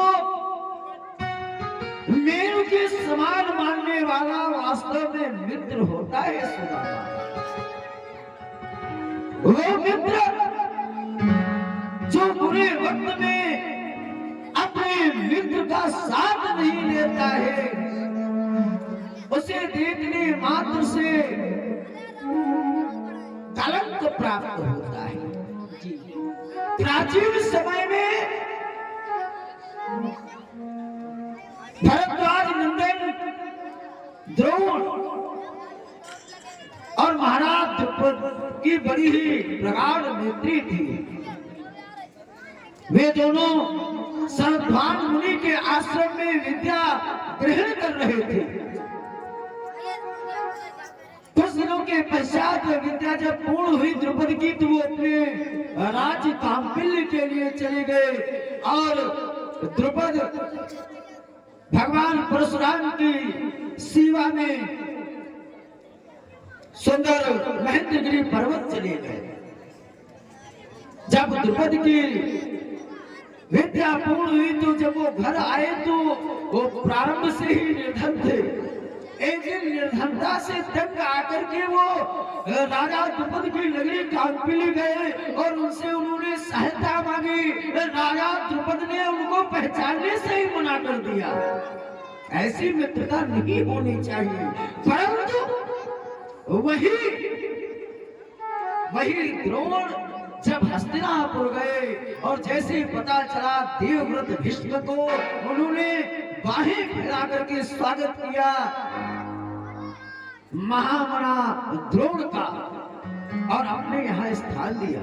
मित्र सदैव द्रुपद और द्रोण जैसे नहीं होनी चाहिए, मित्रता सदैव होनी चाहिए भीष्म और द्रोण जैसी। अल्पकाल की मित्रता भी बड़ा कार्य कर जाएगी। ध्यान रहे, मित्रता तो तुमने कर ली है और निभाने का कार्य तुम्हारा ही है। अवश्य गुरुदेव, ध्यान ग्रहण करो। सभी शिष्य आ गए हैं। हाँ देखो, सुदामा आया है तो तुम लोगों को ज्ञान दे रहा है कैसे बैठना चाहिए। सुदामा तुम भी इधर बैठ जाओ। हाँ संगत, हाँ मूर्खानंद को बुलाओ, अभी वो नहीं आया है। जी गुरुदेव, अगर आपकी आज्ञा हो तो बाट में बुला लाए। हाँ आवाज लगाओ। पहली आज्ञा तो माइक उधर करो। हाँ फिर हाँ हमारे सामने माइक है, वो माइक यहाँ पर रखो। हाँ अब आवाज लगाओ। ओ मूर्खा दादा, ओ मूर्खा दादा, मूर्खा दादा, थोड़ा आगे चले जाओ, यहीं से मत बुलाओ, थोड़ा आगे चले जाओ तो शायद रास्ते में हो।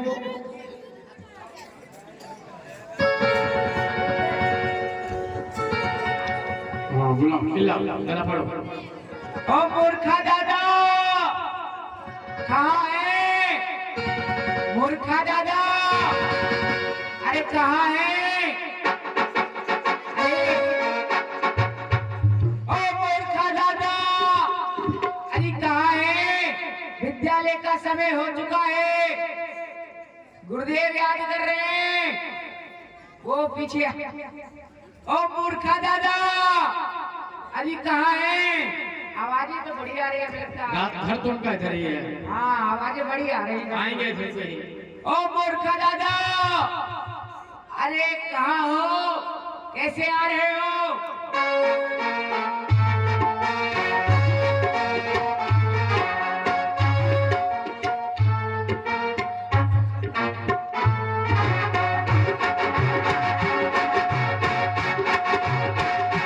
आओ भैया, तुम्हारे वो नेता हैं, तुम बुलाओ। ओ मूर्खा दादा, अरे वो आ रहे हैं, वो देखो।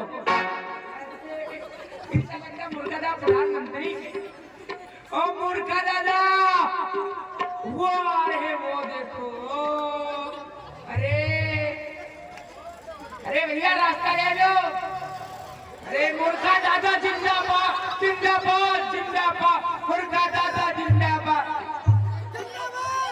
जिंदाबाद। मूर्खा दादा का नाम रहेगा, मूर्खा दादा का नाम रहेगा। हम लड़ेंगे, हम लड़ेंगे, हम लड़ेंगे, हम लड़ेंगे। तुम मेरा साथ दो और अरे तुम आ जाती हो।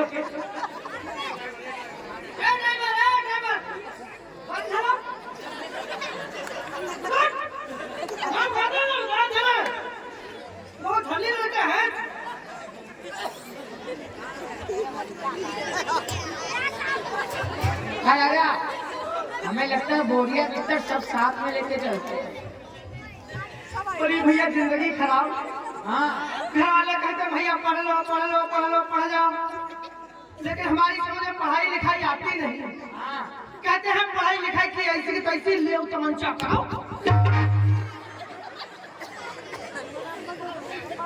पढ़ोगे लिखोगे तो बनोगे गंवार, खेलोगे कूदोगे तो बनोगे नवाब। देखने वाली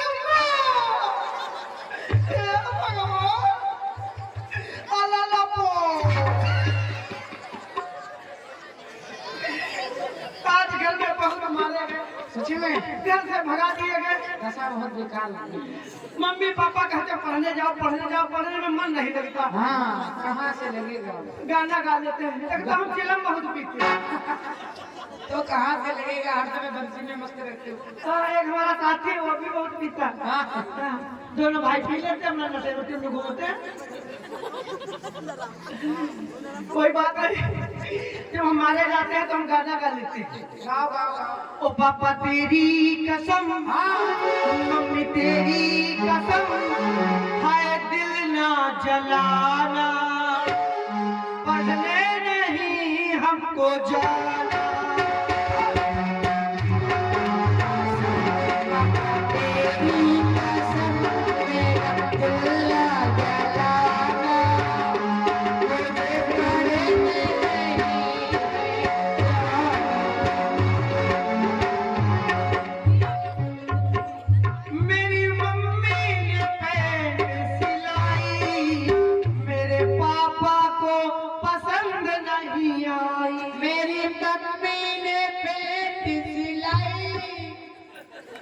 तुम्हारे गाने में बज पाएगा।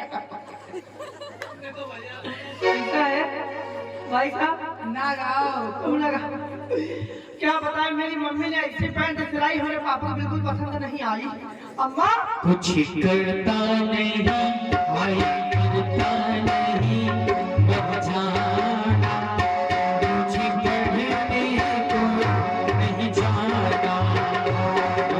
तेरी कसम, तेरी कसम। ये खबर मेरे घर से है आई, कल होगी मेरी फिर सगाई। ये खबर मेरे घर से है आई, कल होगी मेरी भी सगाई। चल के घोड़ी चलो, धर के सहरा चलो, मर जाना, पढ़ने नहीं हमको जाना। ये बताओ, ये मर जाना इसमें कौन है? दुल्हन? दुल्हन नहीं है वो, हे भगवान, दुल्हन बने। भाई तुम्हारी शादी जिसके साथ होगी वो मर ही जाए फिर। ऐसी बात है, बात भी सही कहते हैं भैया, कोई बात नहीं है। टीवी हो गई मेरे से। हाँ, हमको भी यही शिकायत है, देखोगे टीवी? नहीं नहीं हमें एक बात बताए, अपनी घरे में देख लेते कितने बज गए। घड़ी कहते हैं। क्या हुआ? हे भगवान, अरे क्या हुआ? हाय हाय हाय हाय हाय हाय, हाय हाय सोने लगता है। अंदर की बात है। हाँ कितने समय कितना हुआ? नौने पाँव बज गया। नाने पो नहीं, हाँ। पौने नौ। गरीबों की घड़ी में 9 बजते हैं, हमारी घड़ी में 9:15 बजते ये हैं। बताओ, हाँ सब पैर में हाथ में बांधते हैं। हाँ, हाँ। पैर में बांधते हैं, इसका क्या राज है? देखो, हम बहुत बड़े हैं खौसीन। हाँ हम खौसीनी इतनी बड़ी करते हैं, जो लोग करते हैं वो हम नहीं करते, उससे हटके करते हैं। अच्छा। सब हाथ में घड़ी बांध के चलते हैं, हम पैर में बांध के चलते हैं। हाँ। हैं? लोग देखे लड़का खौसीन है, पैर में घड़ी बांधे जाए। बात समझो। आज हमको गुरुजी काट मारेंगे। काट नहीं मारेंगे, हाँ। बहुत मारेंगे। हाँ हाँ, आज हमको हमारी खाल खींचेंगे। गुरुजी हमारी खाल खींचेंगे, हाँ। फांसी खिला खिला के मारेंगे। फांसी खिला खिला के नहीं, फांसी दे के मारेंगे। हाँ, देखे मारेंगे। हाँ। हम प्रार्थना करेंगे किसकी? ऊपर वाले की, हमारे गुरुजी को बीमार कर दे। हम प्रार्थना करेंगे। करो करो। अबे तू कौन है? बीच में टिप बोल। अरे हम बुलाने आए। निकाल। अकेले प्रार्थना करेंगे, ये सुन लेगा, गुरुजी को बता देगा। लक्षण नहीं करवाएंगे। बोलो बोलो बोलो बोलो। दिन दुनिया के फ्रेंड लक्ष्मी जी के हकबाएंगे, गुरुजी का तुम बजा देना बहन। है ऊपर वाले, है नीचे वाले, है आगे वाले, है पीछे वाले, है दाएं वाले, है बाएं वाले। हमारी आवाज एक नहीं, 1000 लगाकर काम सुनना। हमारे गुरुजी को कम से कम 6 महीना के लिए कोमा में भेज देना।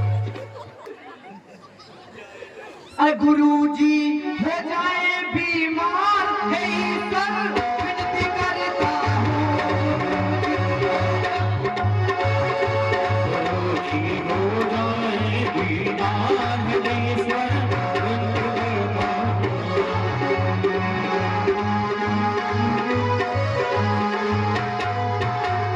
गुरुजी को शीतल चढ़े बुखार, हे ईश्वर विनती करता हूँ।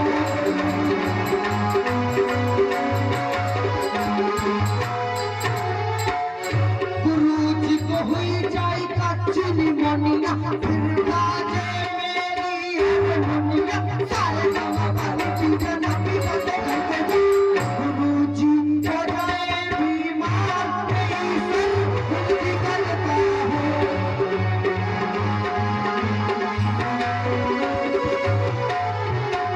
भगवान करे मास्टर मेरा बीमार हो जाए, भगवान करे मास्टर मेरा बीमार हो जाए, कल का मंगलवार भी इतवार हो जाए। हमको लगता है कल उजेला हो गया, बड़ा सन्नाटा है। हो सकता है प्रार्थना का असर हो गया। गुरु जी एकदम बेहोचित हो रहे होंगे, देख लेते हैं।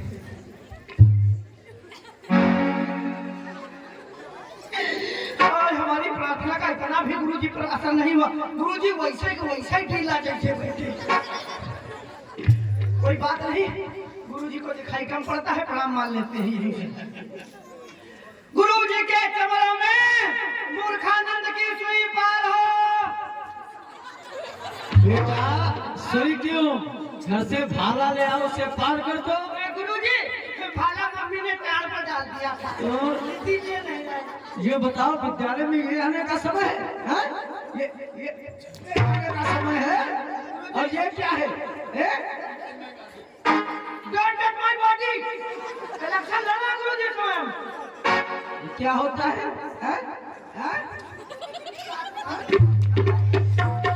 काला नंबर ये सब हमारे सपोर्टर खड़े नहीं जानते। एक बार लहे करेंगे तो कुत्ते नहीं दौड़ जाए, ऐसा ही दौड़। लहे करो करो लहे। ये बताओ विद्यालय में देर से क्यों आए? हाँ गुरु जी को कोई बहाना बताइए। गुरु जी मर गए। हम मर गए? तेरे पिताजी तो कल ही मरे थे। नहीं गुरु जी मर गए। हम मर गए? हाँ गुरु जी मर गई। माँ मेरी तेरी दादी? दादी तो 10 दिन पहले मरी थी। गुरु जी मर गई। तेरी माँ मर गई? बकरी मर गई। किसकी? तो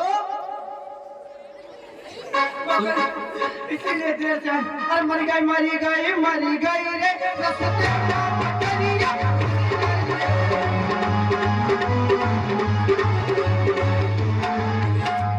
दानव भी खाती थी, पानी भी पीती थी, दानव भी खाती थी, पानी भी पीती थी। अब बकरी की तब भैया